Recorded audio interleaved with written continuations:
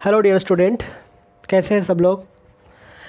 देखिए, पिछली क्लास में हम लोग मतलब पार्ट 1.0 में हम लोग पढ़े थे एक्सेल वेक्टर क्या है। जो वेक्टर का डायरेक्शन हमेशा क्या होगा, अलोंग एक्सिस। अगर सर्कुलर पाथ में कोई बॉडी रोटेट कर रहा है तो उसके रिलेटेड जितना वेक्टर क्वांटिटी है, वेक्टर क्वांटिटी मतलब जिसका मैग्नीट्यूड मतलब वैल्यू डायरेक्शन के हिसाब से चलता है, मतलब डिपेंड्स ऑन द डायरेक्शंस। तो उन सब को कहते हैं क्या, एक्सियल वेक्टर। डायरेक्शन कितना बताया था, अपवर्ड या डाउनवर्ड। अगर एंटी क्लॉकवाइज रोटेशन है तो अपवर्ड ऐसे पकड़ना, ठीक है, अपवर्ड। और क्लॉकवाइज रोटेशन है तो डाउनवर्ड। ये अपवर्ड का ये है और ये डाउनवर्ड का। अपवर्ड मतलब ऐसा और डाउनवर्ड मतलब ऐसा होगा। मान लो ये बोर्ड प्लेन है, इसे अंदर की तरह। और ये क्या है, एंगुलर डिस्प्लेसमेंट का यूनिट क्या है, रेडियन। क्योंकि एंगुलर डिस्प्लेसमेंट मतलब वो एंगल से मेजर किया जाता है, तो एंगल का यूनिट क्या है, रेडियन, और डायमेंशनलेस क्वांटिटी है। उसी तरह क्या है, एंगुलर एंड लीनियर डिस्प्लेसमेंट का रिलेशन क्या है, डी एस, वेक्टर का sign arrow, D theta cross R, इसको कहते हैं D theta cross R. R क्या है, रेडियस वेक्टर, और D theta angular displacement. Direction यहाँ दिखा दिया मैंने। और उसके बाद क्या कहा था, एंगुलर वेलोसिटी से theta equal to omega equal to theta upon T, मतलब angular displacement upon time, angular displacement बटे टाइम। तो इसको कभी कभी omega equal to theta upon T लिखते हैं, और theta equal to omega T mathematics में यूज होगा। और एंगुलर और लीनियर डिस्प्लेसमेंट का रिलेशन क्या है, यह वेक्टर रिलेशन ऐसे ही लिखना है, ठीक है। और अगर वेक्टर मतलब सिर्फ कोई प्रॉब्लम दिया हुआ है, ठीक है, तो उसमें सिर्फ वैल्यू निकालना है, तब हम ये यूज़ कर सकते हैं, कोई वेक्टर साइन का ज़रूरत नहीं है, ठीक है। V equal to R omega. और एंगुलर वेलोसिटी का यूनिट क्या बताया था, rad per second, dimension second inverse. और इंस्टेंटेनियस क्या था, D theta upon D T. Instantaneous मतलब क्या है, जब टाइम बहुत ही छोटा होगा, तुम जितना छोटा सोच सकते हो उससे छोटा। आज हम पढ़ेंगे टाइम पीरियड। टाइम पीरियड मतलब क्या है, मान लो कोई एक बॉडी सर्कुलर पाथ में रोटेट कर रही है, ठीक है, तो यहाँ से स्टार्ट करके फिर यहाँ आया, जितना टाइम लगेगा, मतलब वन कंप्लीट रेवोल्यूशन के लिए जितना टाइम लगेगा, तो उसको कहते हैं टाइम पीरियड टी। तो time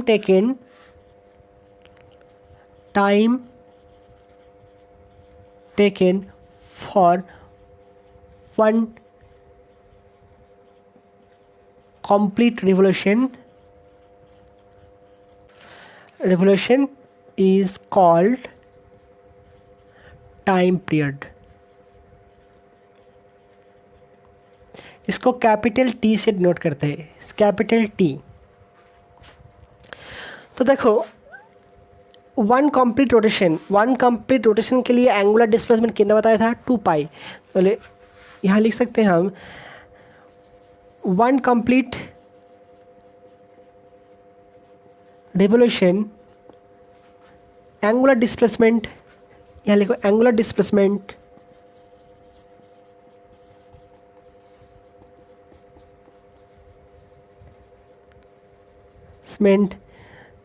in one complete revolution is 2 pi. Angular displacement मतलब देखो, यहाँ से यहाँ तक पाई है और यहाँ से यहाँ तक पाई, मतलब क्या, 2 पाई रेडियन। तो 2 पाई रेडियन के लिए कितना टाइम लगता है, टी टाइम, क्योंकि इसको माना क्या, कैपिटल टी माना टाइम पीरियड। तो टी टाइम में कितना एंगुलर डिस्प्लेसमेंट है, 2 पाई। तो 1 सेकेंड में कितना होगा, 2 पाई अपन टी। तो यही तो हुआ, जब 1 सेकेंड में कितना एंगल रोटेट किया। वेलोसिटी कैसे निकालते हैं, 1 सेकेंड में कितना किमी गया है, ठीक है। मान लो किसी का स्पीड है 10 मीटर पर सेकेंड, मतलब क्या है, 1 सेकेंड में 10 मीटर गया, तो 1 सेकेंड में जितना दूर जाएगा वही उसका वेलोसिटी होगा। तो यहाँ देखो, 1 सेकेंड में टी सेकेंड में कितना गया, 2 पाई। तो 1 सेकेंड में कितना है, 2 पाई बाई टी। तो यहाँ के थीटा का वैल्यू कितना हो गया, थीटा का वैल्यू 2 पाई हो गया और टी का वैल्यू टाइम टी हो गया। मतलब यहाँ लिख सकते हैं हम, जैसे फॉर्मूला क्या था, theta equal to omega equal to theta upon T, जहाँ पे थीटा इक्वल टू 2 पाई और T equal to capital T. तो इसको हम क्या कह सकते हैं, omega equal to 2 pi upon T. ये रिलेशन बहुत काम का है, प्रॉब्लम के लिए काम आएगा। तो इसको क्या कहलाएंगे, रेवोल्यूशन पर सेकेंड, इसके कहते हैं रेवोल्यूशन पर सेकेंड, आरपीएस। तो टाइम पीरियड का एक यूनिट क्या है, यूनिट रेवोल्यूशन पर सेकेंड।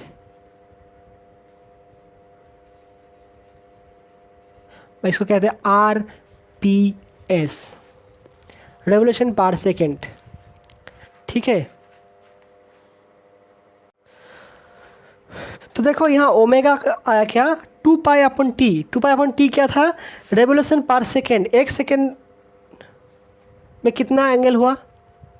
तो ओमेगा का एक यूनिट है क्या, इसका यूनिट है आरपीएस, रेवोल्यूशन पर सेकेंड। ये बहुत यूज़ होता है, और रेवोल्यूशन पर मिनट भी होता है, रेवोल्यूशन पर आवर भी होता है। तो जो भी है हमें हमेशा रेवोल्यूशन पर सेकेंड में यूज़ करना होगा। ठीक है, ये नोट कर लेना।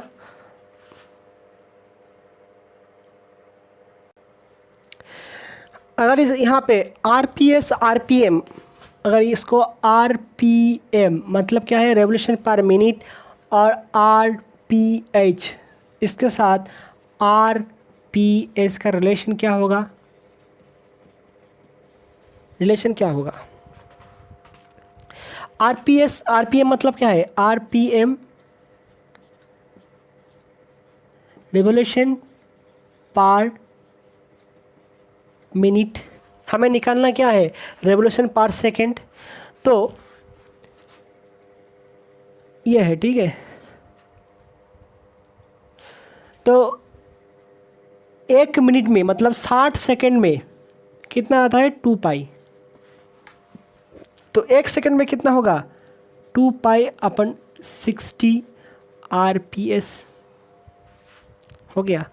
तो 1 RPM equal to 2 pi upon 60 RPS. अगर यहाँ पे आरपीएच है मतलब क्या है, revolution per hour, revolution per hour 1 घंटा में 1 बार घूमता है। किसका काम है, क्लॉक का मिनट हैंड जो है उसका काम है। क्लॉक है ना, वॉल क्लॉक, उसका मिनट का जो हैंड है वो 1 घंटा में 1 बार घूमेगा। मतलब क्या है, ये 60 इंटू 60 सेकेंड में कितना जाएगा, 2 पाई। तो 1 सेकेंड में कितना होगा, 2 पाई अपन 3600। तो ये हो गया क्या, आरपीएस, रेवोल्यूशन पर सेकेंड। इस सेकेंड में आ गया। तो 1 RPH equal to 2 pi upon 3600 RPS. ये हो गया इसका रिलेशन। और यहाँ देखो हम थे कहाँ, टाइम पीरियड में, हम आ गया वेलोसिटी में। तो टाइम पीरियड का यूनिट क्या होगा, इसका यूनिट क्या होगा, देखो ये क्या है, पहले बताया था टाइम, इसका यूनिट होगा सेकेंड, डायमेंशन क्या होगा, कैपिटल टी। हम यहाँ से आ गया वेलोसिटी में। इसको नोट करो, मैं एक प्रॉब्लम देता हूँ।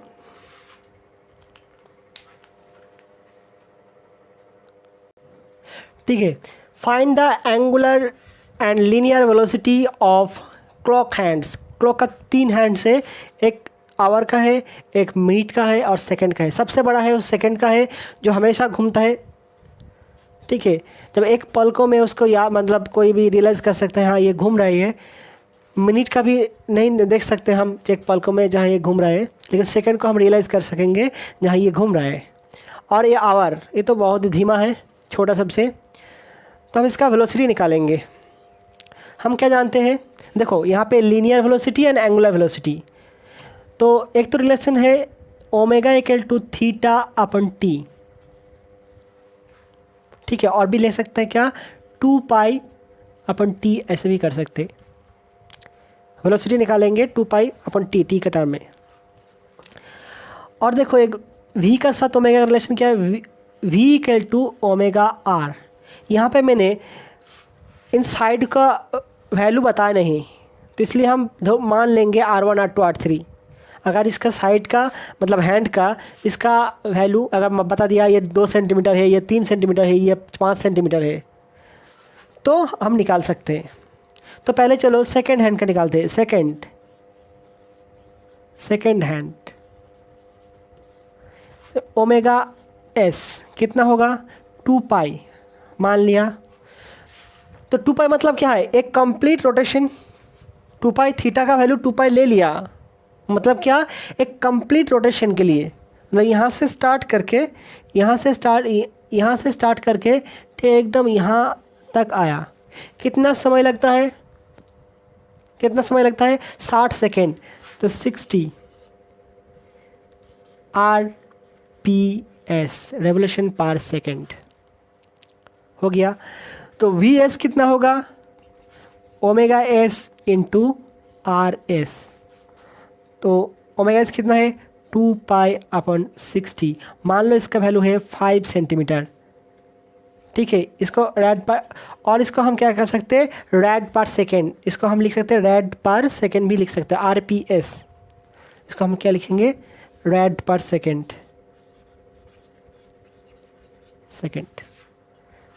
ठीक है। तो ये क्या हो गया, जैसे RS इक्वल टू 5 सेंटीमीटर, मतलब सेकेंड हैंड का जो लेंथ है वो कितना है, 5 सेंटीमीटर। तो ये कितना आ गया, ये 30 तो हो गया, और ये 6 हो गया, पाई अपन 6 सेमी पर सेकेंड। इसका पाई का वैल्यू कितना है, 3 पॉइंट मतलब 22/7 6 42, that's equal to 11/21 semi per second, ठीक है। उसके बाद देखो मिनट का,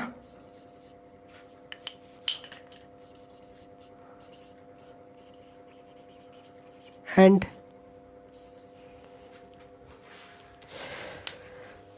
इसको निकालो तो कितना होगा, ओमेगा मिनट कितना होगा, 2 पाई तो पहले मान लिया रेडियन।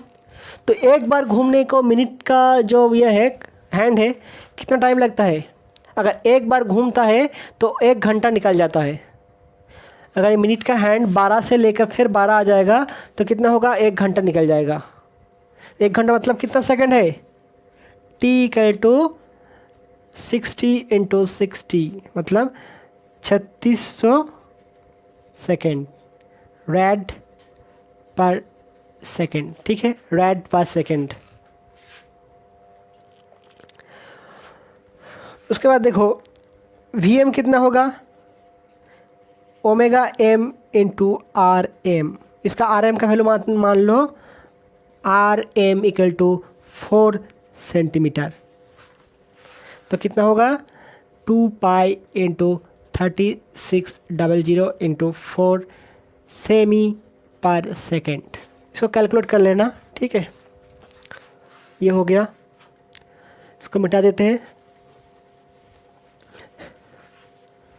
उसके बाद आवर हैंड्स,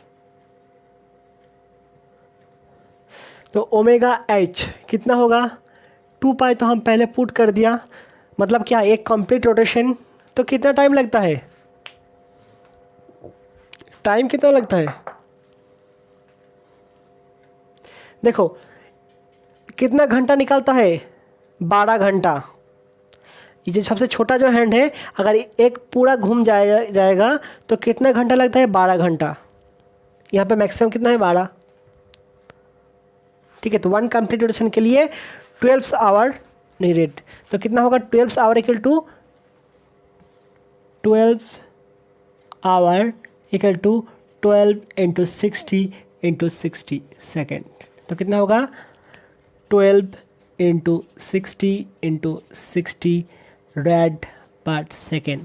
मान लो R H equal to 2 centimetre, तो वी एच कितना होगा 2 पाई अपन 12 into 4 3600 into 2 cm per second.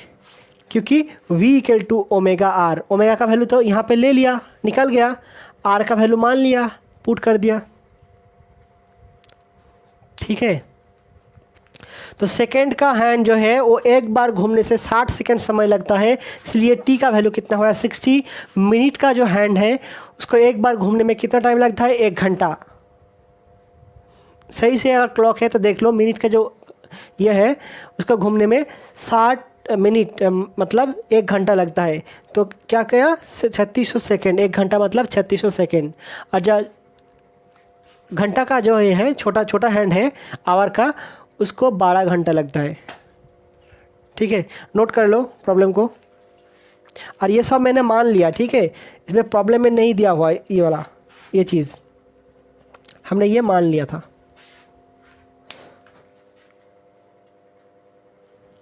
इसके बाद देखो फ्रीक्वेंसी। फ्रीक्वेंसी मतलब क्या है, 1 सेकंड में जितना बार घूमेगा वही फ्रीक्वेंसी, मतलब कितना जो ये पाथ है 1 सेकंड में कितना बार रिपीट कर रहा है पाथ को।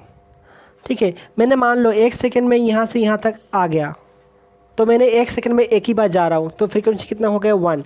अगर मान लो 1 सेकंड में मैंने 10 बार घूम गया, 1 सेकंड में कितना हुआ 10 बार, तो ये 10 हो गया क्या फ्रीक्वेंसी।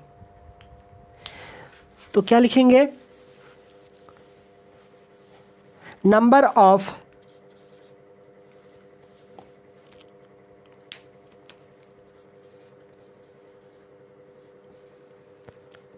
Revolution per second. तो यहाँ पे number of revolution per second, तो ये हो गया क्या, इसका यूनिट भी क्या हो गया, तो मान लो इसका भी यूनिट है क्या, यूनिट RPS निकल गया।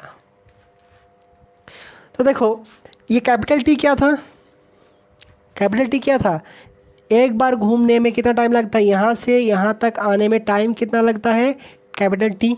तो T टाइम में कितना बार घूमेगा 1 रेवोल्यूशन होगा T सेकंड में, तो 1 सेकंड में कितना होगा 1/T रेवोल्यूशन, 1 सेकंड में कितना होगा 1/T रेवोल्यूशन।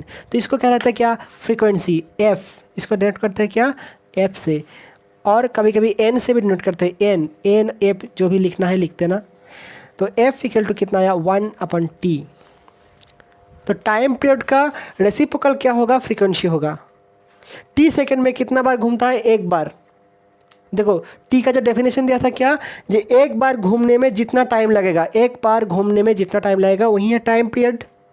तो देखो T सेकंड में एक बार घूम रहा है, 1 सेकंड में कितना बार घूमेगा 1/T, तो यही हो गया क्या फ्रीक्वेंसी। तो F equal to 1/T, that's equal to FT equal to क्या कहते हैं 1, frequency into time equal to 1। ठीक है,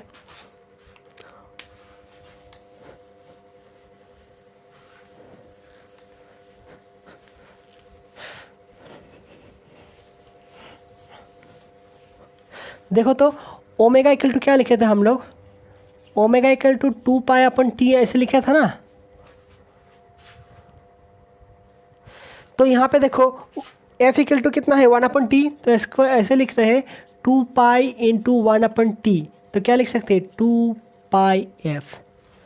तो ओमेगा को कैसे लिख सकते हैं 2π/T, omega equal to 2π/T, that's equal to 2πF, जहाँ पे F क्या है फ्रीक्वेंसी है और T क्या है टाइम पीरियड है।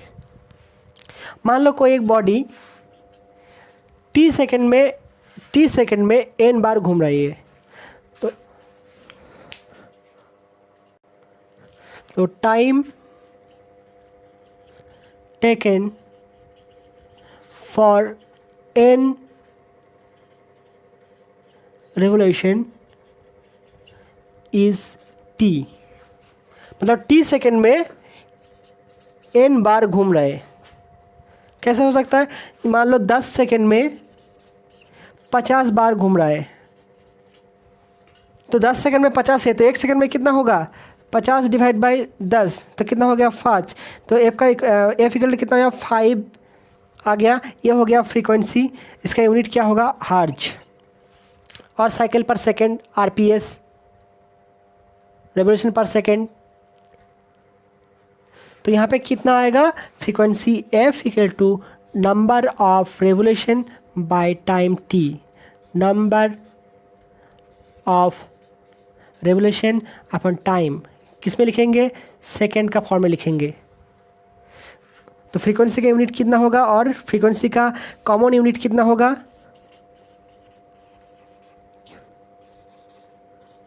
यूनिट कितना होगा? कॉमन यूनिट हम यूज़ करते हैं hertz, HZ hertz, HRTZ hertz. इसको हम लोग यूज़ करते हैं, बहुत कम फिजिक्स में कॉमन है हर्ट्ज। RPS से ज़्यादा ये यूज होता है। ठीक है, तो यहाँ पे जो F फ्रीक्वेंसी है, हमेशा इसको क्या RPS में पुट करना है। जो यहाँ पे ओमेगा इक्वल टू, जब भी हम लिखेंगे ओमेगा इक्वल टू 2πf, तो इसको हमेशा RPS में ही लिखना होगा। ठीक है, कैसे? मान लो एक किसी बॉडी का एक मतलब साइकिल का जो टायर है उसका स्पीड बता दिया, या पंखा का स्पीड, फैन, अच्छा ए फैन मूव्स 300 RPM, ऐसा कुछ बता दिया। मान लो 300 RPM बता दिया, मतलब क्या है? 300 बार घूमता है पर मिनट में, रेवोल्यूशन पर मिनट में 300 बार घूमता है। तो इसका ओमेगा कितना होगा? 2π, लेकिन एफ को जब पुट करेंगे ना, तो इसको RPS में कन्वर्ट कर लेंगे। RPS मतलब क्या है? 1 मिनट में 60 सेकेंड में कितना बार घूमता है? 300 बार। 1 सेकेंड में कितना होगा? 300/60। तो कितना होगा? 2π × 300 डिवाइड बाई 60। अगर इसको RPH दिया होता तो हम क्या करते हैं? ओमेगा इक्वल टू लिखते हैं 2π × 300 RPH। 1 घंटा मतलब कितना सेकंड है? 3600 सेकंड है। यहाँ पे पुट कर देना 3600 रेड पर सेकंड। ठीक है, तो हमेशा यहाँ पे जो F है इसको RPS में ही लिखना होगा। एक प्रॉब्लम देख लेते हैं।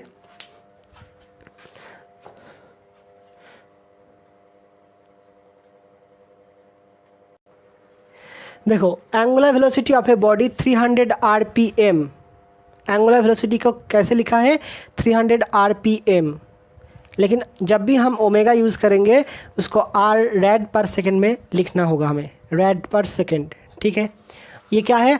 RPM, या RPM। हमें क्या टाइम पीरियड निकालना है, मतलब T, या फ्रीक्वेंसी F, और ये time required for 60 degree angular displacement. हम लोग क्या क्या रिलेशन पढ़ा था? ये एक ओमेगा इक्वल टू 2π/T ये पढ़ा था, और क्या लिखा था? 2πf ये भी देखा था, और F इक्वल टू 1/T ये भी पढ़ा था, और क्या? ओमेगा इक्वल टू θ/T ये भी देखा था। ठीक है, तो देखो फर्स्ट वन, टाइम पीरियड, मतलब एक बार घूमने में कितना टाइम लगता है। तो देखो पहले ओमेगा निकालने थे, ओमेगा इक्वल टू 2, देखो ओमेगा नहीं, फ्रीक्वेंसी F निकालने थे। F कितना दिया हुआ? मतलब 300 RPM, मतलब क्या है? नंबर ऑफ रेवोल्यूशन पर मिनट इज़ 300। 1 मिनट में 300 बार घूमता है। ठीक है, तो कितना है? 60 सेकेंड में 300। 1 सेकेंड में कितना होगा? 300 डिवाइड बाई 65। तो ये क्या हो गया, फ्रीक्वेंसी हो गया। तो एफ इक्वल टू कितना हो गया, number 2 frequency F equal to 5 second. तो टाइम पीरियड कितना होगा, नंबर 1 टाइम पीरियड कितना होगा, टी इक्वल टू 1/f। यही तो होता है ना, टी इक्वल टू 1/f। तो टी इक्वल टू कितना आया, 1/5 सेकेंड। आसान तरीका से निकल गया, कोई दिक्कत। तो ये दोनों पार्ट को हमने दूसरा तरीका से भी निकाल सकते। कैसे, 1 और 2 को देख लेना, दोबारा देख लेना।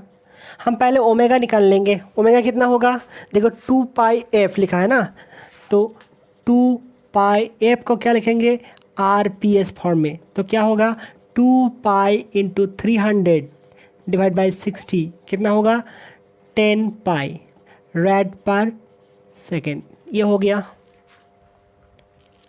तो टी इक्वल टू कितना होगा, ओमेगा इक्वल टू 2π/t। तो टी कितना होगा, 2π/, ओमेगा 2π का वैल्यू कितना, 2π, ओमेगा का वैल्यू कितना आया, 10π, दैट्स इक्वल टू 1/5 सेकेंड। ऐसे भी निकाल सकते हैं, क्योंकि फ्रीक्वेंसी का वैल्यू हमेशा क्या कैसे लिखना है, RPS में। यहाँ पे दिया क्या हुआ है, RPM। तो मिनट है इसलिए इसको 60 सेकेंड से डिवाइड कर देंगे, मतलब 1 मिनट इक्वल टू 60 सेकेंड। तो ये आ गया omega, are red per second में। अगर टी तो आ गया तो नंबर 2 कितना हो गया, frequency F equal to 1/t, that's equal to 1/1/5, that's equal to 5। इसको हार्ड लिख सकते हैं। तो इस तरीक़ा से भी कर सकते हैं, इसमें भी कर सकते हैं, दोनों में। ये और लिख देते हैं और। इसके बाद देखो पार्ट 3। देखो यहाँ पे दिया हुआ time required for 60 degree. 60 degree मतलब क्या है, हमें ये डिग्री का नहीं चलेगा यहाँ पे, ठीक है। तो 60 डिग्री इक्वल टू कितना होता है, π/3 रेडियन। ये को क्या हो गया, थीटा का वैल्यू। हमें क्या निकालना है, हम कहते हैं ओमेगा इक्वल टू θ/t। ओमेगा का वैल्यू पता है, तो थीटा का वैल्यू कितना होगा, तो t इक्वल टू θ/ओमेगा। तो थीटा का वैल्यू कितना है, π/3। ये ओमेगा वैल्यू कितना है, 10π। तो कितना आया, 1/30। तो 1/30 सेकेंड में कितना होगा, ये 60 डिग्री एंगल घूमेगा, ठीक है। तो जब भी इसमें डिग्री का एंगल देगा तो इसमें क्या करेंगे, हमेशा कन्वर्ट कर लेंगे रेडियन में। तो थीटा का वैल्यू रेडियन में पुट कर दिया π/3, और यहाँ पर ओमेगा का वैल्यू तो निकाल लिया था यहाँ पे 10 रेड पर सेकेंड। तो ओमेगा निकालना है, तो इस प्रोसेस को करना है, ठीक है। ये कर सकते हैं, वो भी कर सकते हैं, कोई दिक्कत नहीं, कोई भी एक यूज़ कर लो। क्योंकि यहाँ पे t 5 सेकेंड आ गया तो ओमेगा कितना होगा, omega equal to 2π/t। D का वैल्यू कितना है, 1/5, मतलब 10 हो गया। यहाँ पे f का वैल्यू 5 आ गया, तो 2π × 5 10 हो गया। बात तो सेम है, ठीक है, नोट कर लेना। आज यहीं तक है, नेक्स्ट क्लास में फिर कराऊंगा और प्रॉब्लम भी कराऊंगा। Have a good day.